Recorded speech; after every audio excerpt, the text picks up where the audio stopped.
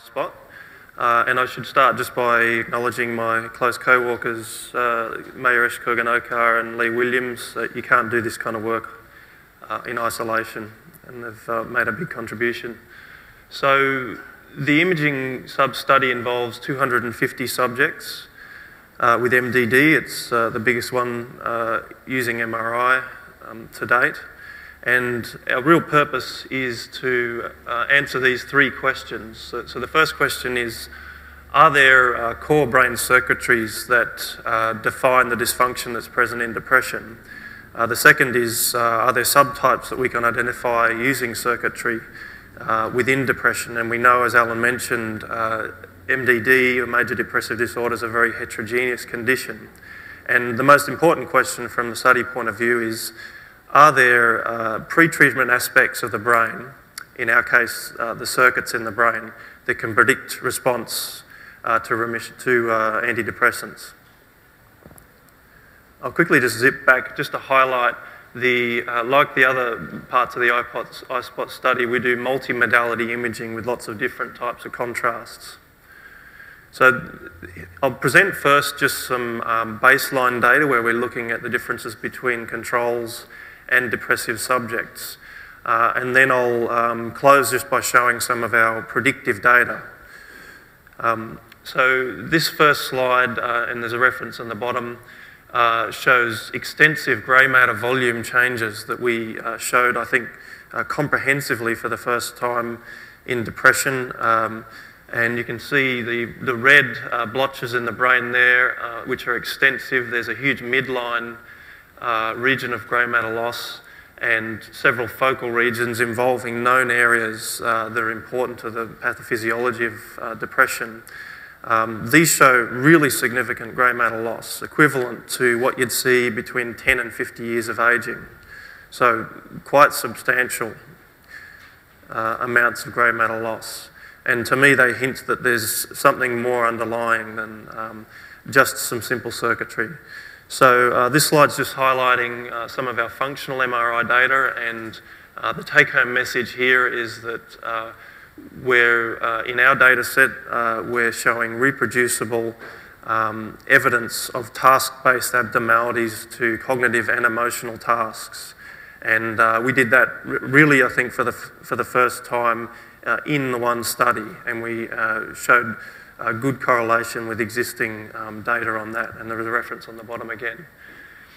This slide's two in one. The top section shows some preliminary data we presented, which used diffusion tensor imaging, which is the main technique I'm going to talk about today, which we can use to visualise the connections within the brain.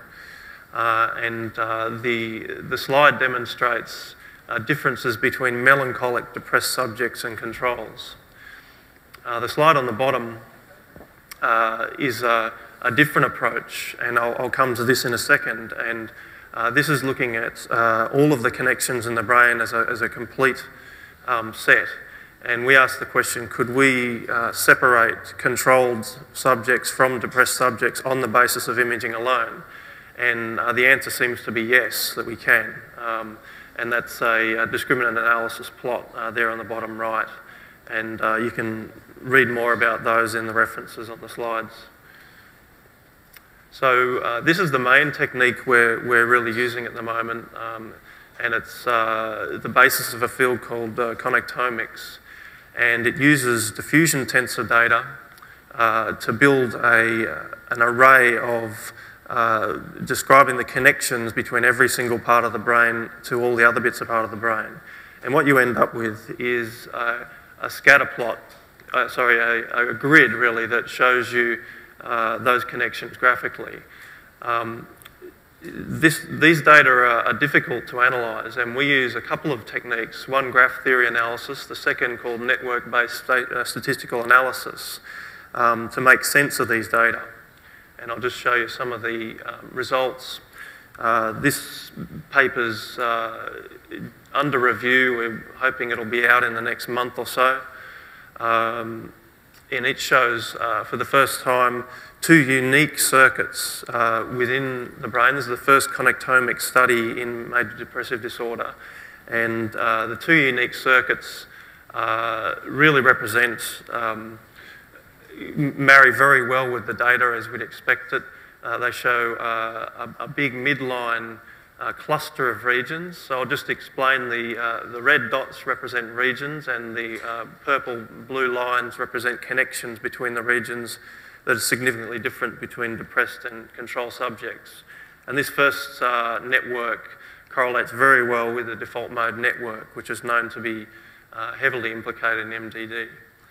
The second network involves the thalamus and the caudate and several frontal regions in the brain, which are known to have critical roles in regulating emotion and cognition. So we've got evidence that we're seeing circuits in depressed people that are reflective of the pathology that's going on. So this is the first piece of work that we did looking at trying to predict response to antidepressant medications. The top slide is actually just again looking at controls versus depressed subjects, and it's showing that there are significant differences for these two tracks, the fornix and the cingulate bundle. On the bottom, we use these data, these top 5 tracks, to predict remission.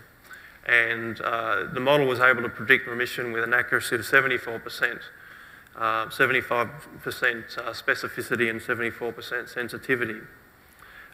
These data are probably just below the threshold, given that MRI is an expensive test for clinical application, but we were very encouraged by that. And one aspect of it made us think, and that was the two significant elements interacted, and they interacted in opposite directions.